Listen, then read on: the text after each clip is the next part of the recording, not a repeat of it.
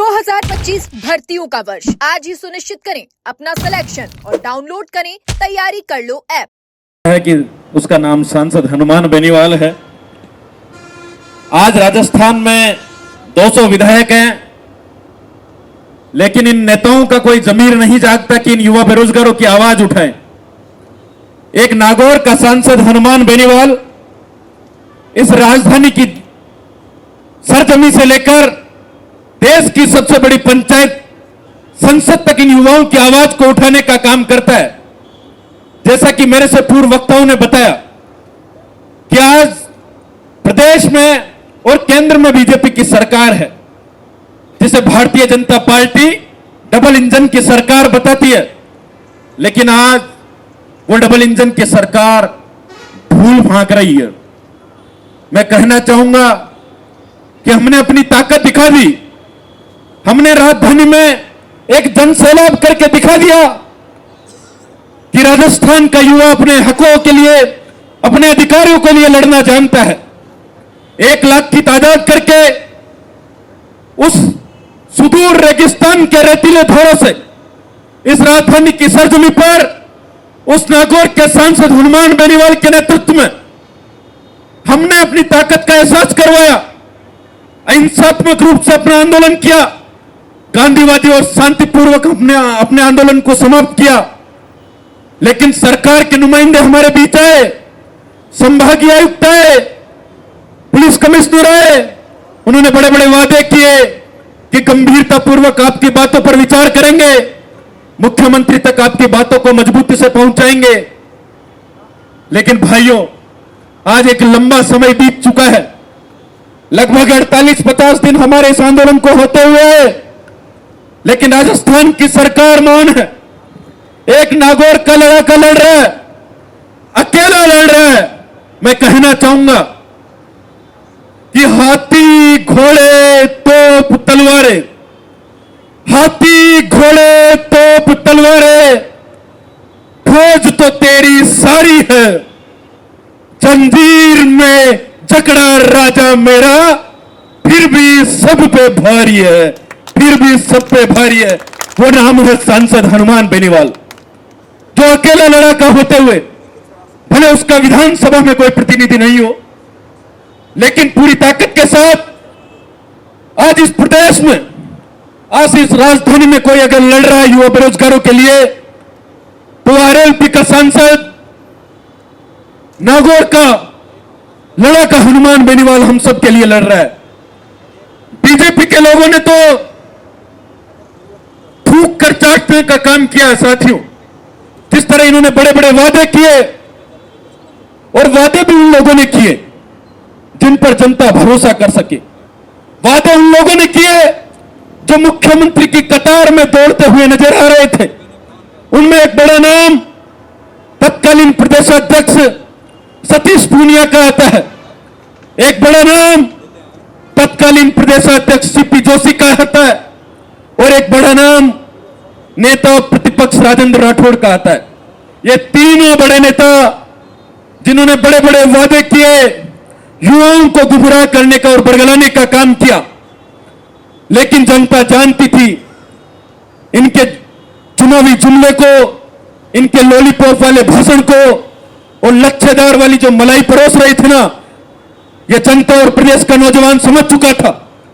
इसलिए राजस्थान की जनता ने इन तीनों नेताओं को आईना दिखाने का काम किया। यह इस प्रदेश में, इस लोकतंत्र में इन युवाओं की सबसे बड़ी ताकत है। यह हमारा हक और अधिकार है कि हम जिसको चाहें, जिस नेता को चाहे, उसे फर्श से अर्श पर ले जाने का काम करते हैं। लेकिन जब वो हमारी लोकतंत्र में हमारी आवाज दबाने का काम करता है, जब अन्याय और अत्याचार के खिलाफ बोलना बंद कर देता है, तो यही नौजवान, यही प्रदेश की जनता और यह जनता जनार्दन उसे उस अर्श से फर्श पे लाने का भी काम करती है। वही काम राजस्थान के नौजवानों ने किया कि इन तीनों नेताओं का आईना दिखा दिया। लेकिन इन्हें शर्म आनी चाहिए, वर्तमान में प्रदेश के पदाधिकारियों को शर्म आनी चाहिए। उन्हें सोचना चाहिए कि जिस तरह के पार्टी के पदाधिकारियों ने बड़े बड़े वादे किए, उन्होंने कहा भाइयों रिकॉर्डेड बातें हैं सारी। राजेंद्र राठौड़ जी ने आधे आधे एक एक घंटे विधानसभा में मैच को थपथपाते हुए भाषण दिए और युवाओं को बरगलाने का काम किया।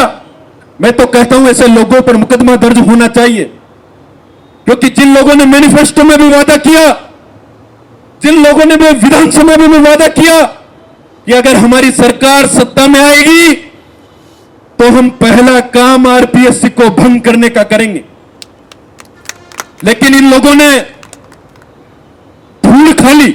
मारवाड़ी में कहते हैं ना कि धूल खा ली, इन्होंने तो थूक कर चाट लिया। इन्हें अब कुछ दिखाई नहीं दे रहा, क्योंकि इन्हें मलाईदार पद मिल गए, सत्ता की कुर्सी मिल गई और मुख्यमंत्री को, पर्ची से आने वाले सीएम को इन बेरोजगारों का दर्द, इनकी पीड़ा नहीं पता। बड़ा दुर्भाग्य है मेरे प्रदेश का। आज हर मुद्दे पर, हर जायज मुद्दे पर युवाओं को धरना और प्रदर्शन करना पड़ रहा है। देखिए लोकतंत्र को किस तरीके से बदनाम करने का कृत्य किया जा रहा है कि हमारी अपनी सही मांगों के लिए, जायज मांगों के लिए जब तक हम सरकार के खिलाफ हल्ला बोल नहीं करें, जब तक हम प्रदर्शन नहीं करें और जब तक इस गूंगी बहरी सरकार को जगाने का काम नहीं करें, तब तक सरकार कुंभकर्णी नींद सोई हुई रहती है। आज प्रदेश में पिछले 1.5 सालों से बीजेपी सत्ता में है और एसआई भर्ती का आंदोलन 1.5 सालों से नहीं साथियों 3.5 सालों से चल रहा है।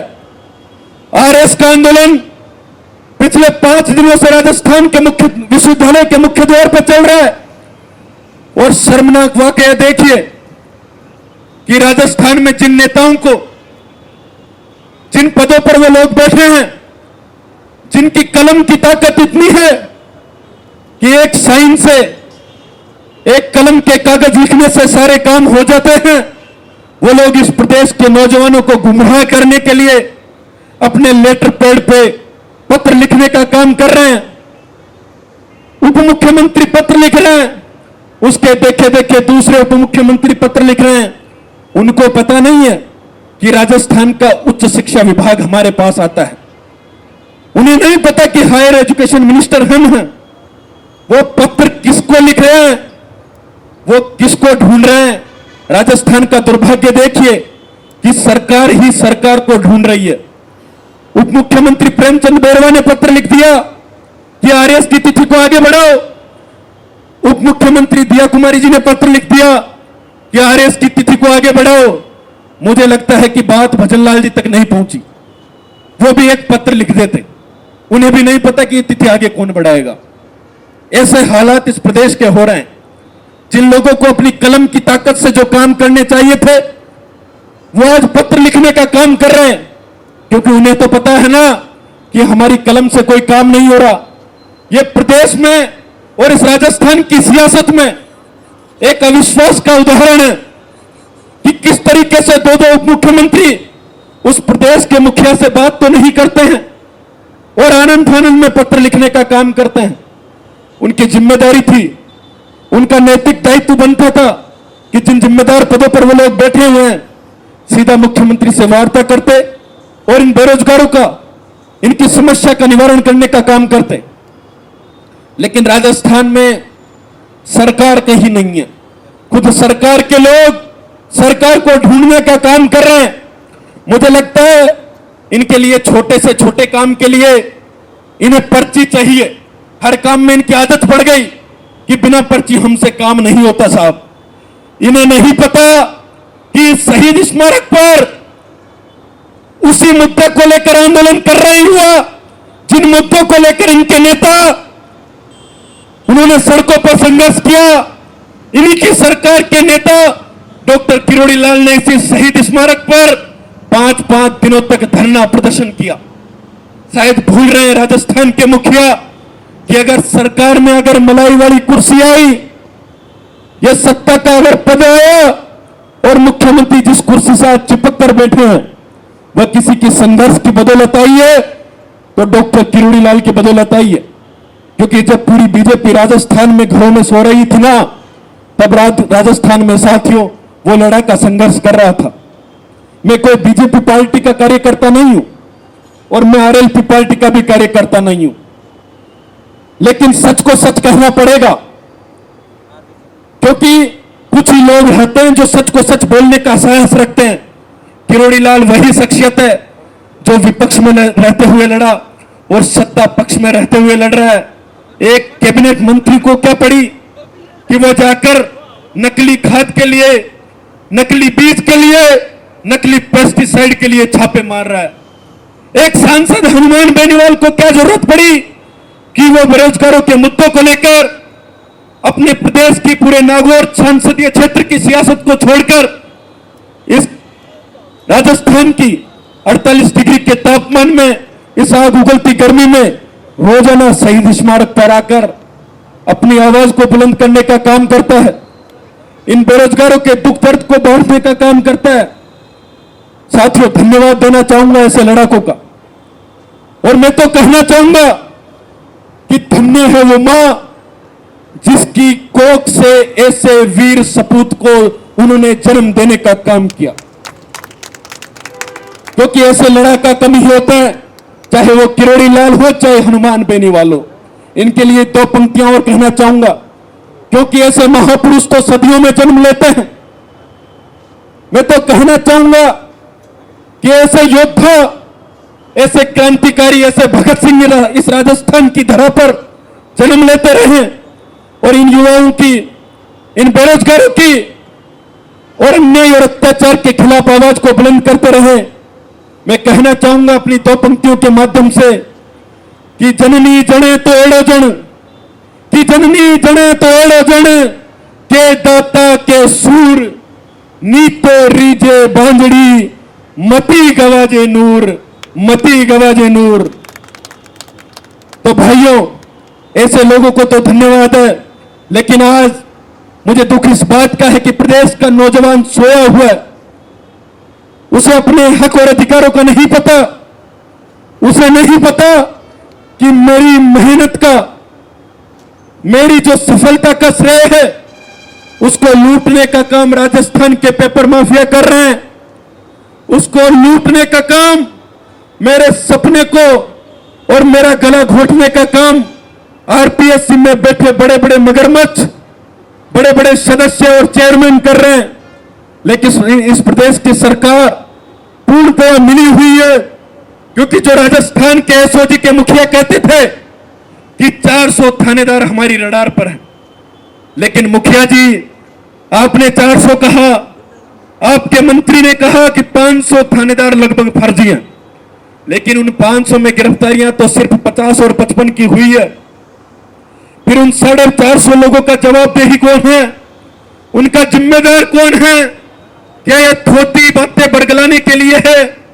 क्या ये सिर्फ आश्वासन के पुलाव है?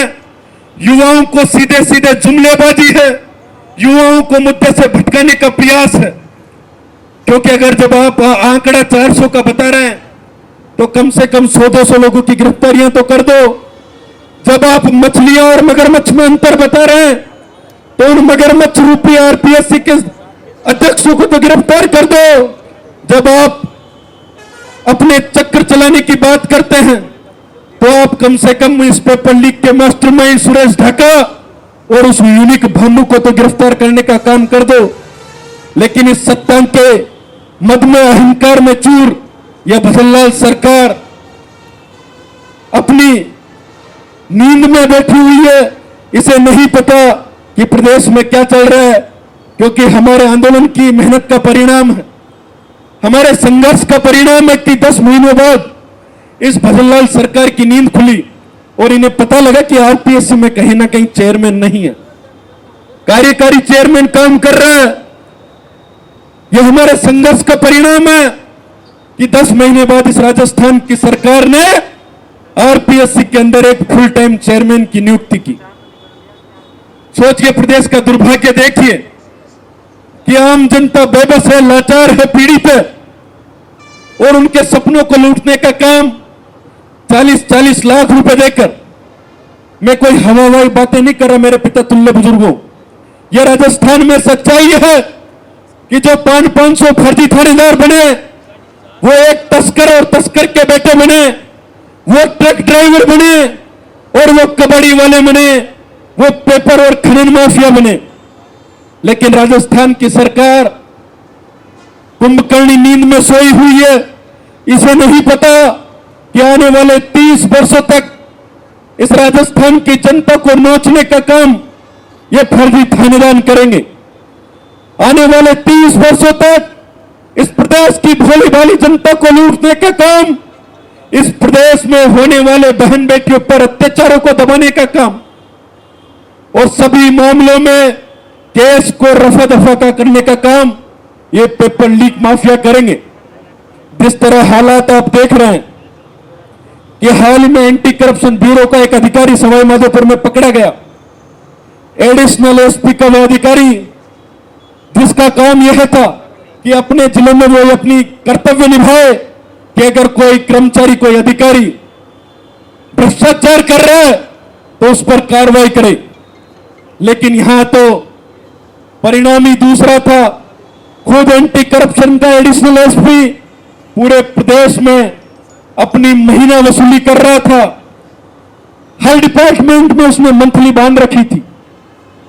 ऐसे हालात इस प्रदेश के हैं। ये वही वो एडिशनल एसपी हैं जो आज इस तरीके से फर्जी थानेदार जाएंगे, कल को ये थाने में जाके सेकंड एसएचओ लगेंगे। 5, 7, 8 सालों बाद प्रमोशन होकर ये प्रदेश के एसएचओ लगेंगे थाने में। उसके बाद ये डिप्टी लगेंगे, एडिशनल एसपी के पद तक जाएंगे और इस प्रदेश को लूटने का काम करेंगे। मैं तो तमाम साथियों को इतना कहना चाहूंगा कि हमारे हौसले अभी टूटे नहीं हैं, क्योंकि सरकार हमें डराने का धमकाने का प्रयास करे, हमारे ऊपर मुकदमे लगाने का प्रयास करे, हमारे परिवारों को डराने का प्रताड़ित करने का प्रयास करे। लेकिन याद रखना साथियों, सत्य को परेशान किया जा सकता है, सत्य को प्रताड़ित किया जा सकता है, सत्य को अपमानित किया जा सकता है, लेकिन सत्य को कभी झुठलाया नहीं जा सकता, सत्य को कभी झुकाया नहीं जा सकता।